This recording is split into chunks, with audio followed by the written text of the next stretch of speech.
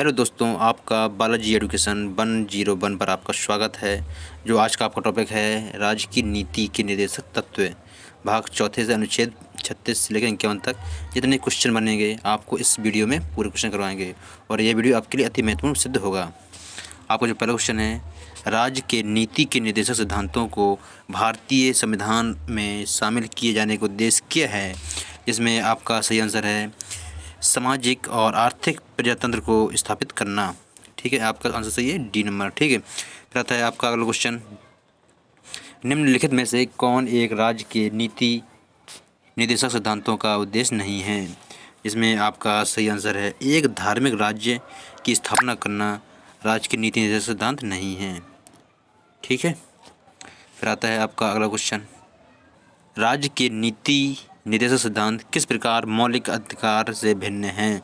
जिसमें आपका सही आंसर है निर्देशक सिद्धांत परिवर्तनीय नहीं है जबकि मौलिक अधिकार परिवर्तनीय है। आपका सही आंसर है सी नंबर। ठीक है, फिर आता है आपका अगला क्वेश्चन, निर्देशक तत्व क्या है? बाध्य योग्य, अबाध्य योग्य, कठोर या लचीला है? जिसमें आपका सही आंसर है आपका नैतिक तत्व है जो अबाध्य योग्य है। ठीक है, फिर आता है आपका अगला क्वेश्चन, निम्नलिखित कथनों पर विचार कीजिए। भारत के संविधान के संदर्भ में राज्य के नीति निर्देशक तत्व विधायिका के कृत्यों पर निर्वर्धन करते हैं या कार्यपालिकाओं के कृत्यों पर निर्वर्धन करते हैं? उपरोक्त कथनों में से कौन सा सही है? इसमें आपका सही आंसर है केवल पहला और दूसरा दोनों ही सही हैं। आपका सी आंसर सही है। फिर आता है आपका अगला क्वेश्चन,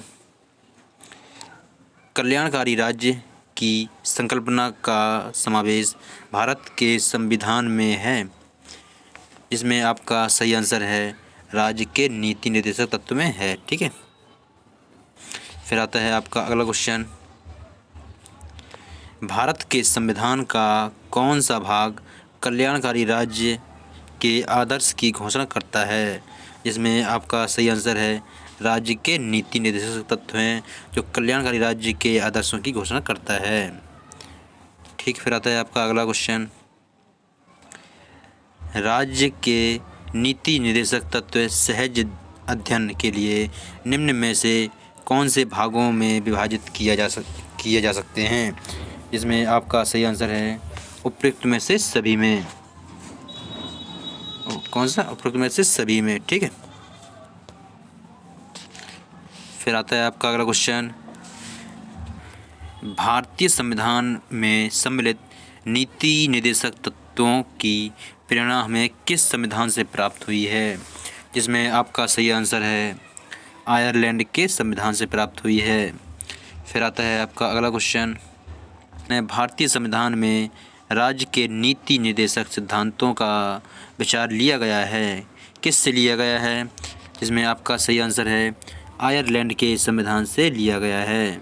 ठीक है, आपका अगला क्वेश्चन है, नीति निर्देशक सिद्धांत है बाध्य योग्य नहीं है, मौलिक अधिकार या कोई नहीं? जिसमें आपका सही आंसर है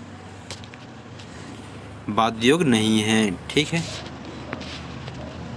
फिर आता है आपका अगला क्वेश्चन, भारतीय संविधान के अंतर्गत धन का केंद्रीकरण किसका उल्लंघन करता है?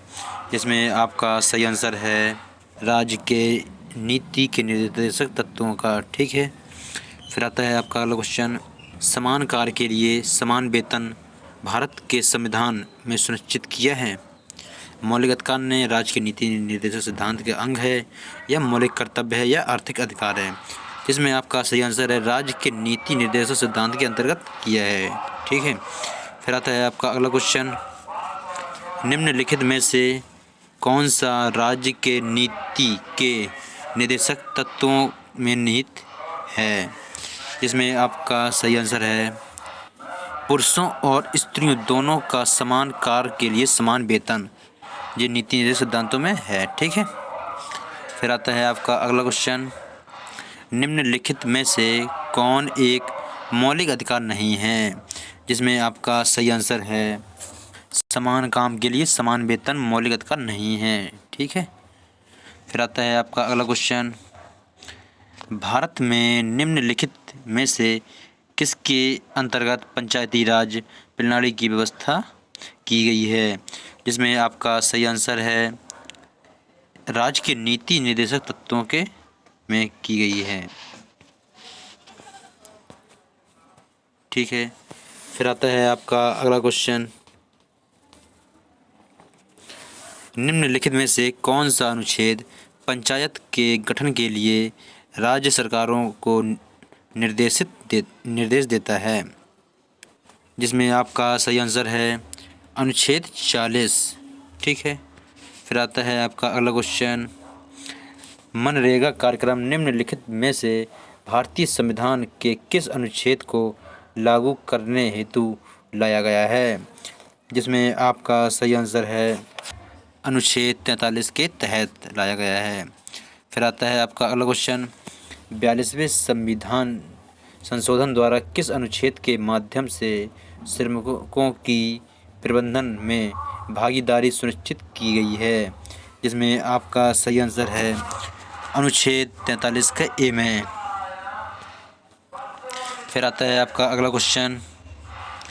भारत में न्यायपालिका का कार्यपालिका से पृथक्करण किससे निर्देशित है? जिसमें आपका सही आंसर है राज्य के नीति निर्देशक तत्व से सम्मिलित है। ठीक है, फिर आता है आपका अगला क्वेश्चन। राज्य के नीति निर्देशक सिद्धांतों के निम्नलिखित अनुच्छेदों में से कौन सा अंतर्राष्ट्रीय शांति और सुरक्षा के संवर्धन से संबंधित है? जिसमें आपका सही आंसर है अनुच्छेद 51। ठीक है, फिर आता है आपका अगला क्वेश्चन। भारतीय संविधान का कौन सा अनुच्छेद भारत की विदेश नीति से संबंधित है? जिसमें आपका सही आंसर है अनुच्छेद 51 है, जो विदेश नीति से संबंधित है। ठीक है, फिर आता है आपका अगला क्वेश्चन। निम्नलिखित में से कौन संविधान के 42वें संविधान संशोधन द्वारा नीति निर्देशक तत्वों में नहीं जोड़ा गया है? शोषण से बच्चों व अल्पसंख्यकों की सुरक्षा या समान न्याय तथा निःशुल्क कानूनी सलाह या समान आचार संहिता या उद्योगों के प्रबंधन में श्रमिकों की भागीदारी? जिसमें आपका सही आंसर है समान आचार संहिता नहीं जोड़ा गया है। ठीक है, फिर आता है आपका अगला क्वेश्चन। संविधान की 42वें संशोधन द्वारा निम्नलिखित में से सिद्धांत राज्य की निर्देशक तत्वों से जोड़ा गया है?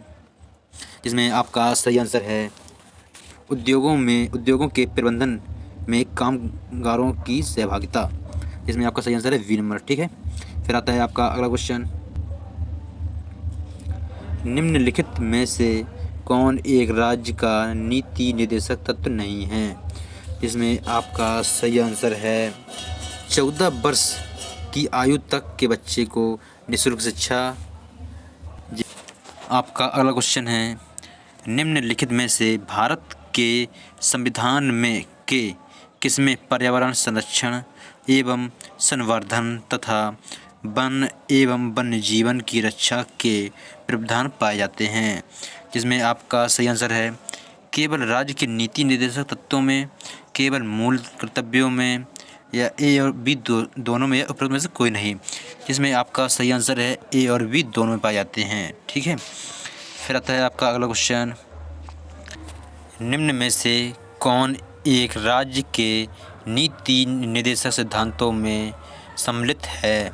जिसमें आपका सही आंसर है राज्य देश के पर्यावरण के संरक्षण तथा संवर्धन का प्रयास करेगा। पहला सही आंसर है आपका। ठीक है, आपका अगला क्वेश्चन है। राज्य के नीति निर्देशक सिद्धांत में निम्न में से किसके बारे में संविधान शांत है? जिसमें आपका सही आंसर है प्रौढ़ शिक्षा में। ठीक है, फिर आता है आपका अगला क्वेश्चन। निम्नलिखित में से कौन सा एक राज्य का नीति निर्देशक सिद्धांत संविधान में बाद में जोड़ा गया है? इसमें आपका सही आंसर है मुक्त कानूनी सलाह को जोड़ा गया है बाद में, ठीक है। फिर आता है आपका अगला क्वेश्चन, निम्न में से कौन राज्य के नीति निर्देशक सिद्धांतों में सम्मिलित नहीं है? जिसमें आपका सही आंसर है काम का अधिकार है, जो राज्य के नीति निर्देशक सिद्धांत में सम्मिलित नहीं है, ठीक है। फिर आता है आपका अगला क्वेश्चन, निम्न में से कौन एक राज्य के नीति निर्देशक तत्व में नहीं है? राज्य सुनिश्चित करने का प्रयास करेगा। जिसमें आपका सही आंसर है अस्पृश्यता उन्मूलन है, ठीक है। फिर आता है आपका अगला क्वेश्चन, राज्य के नीति निर्देशक सिद्धांत एक ऐसा चेक है जो बैंक की सुविधा अनुसार अदा किया जाना है, किसने कहा था? जिसमें आपका सही आंसर है के.टी. साय ने कहा था, ठीक है।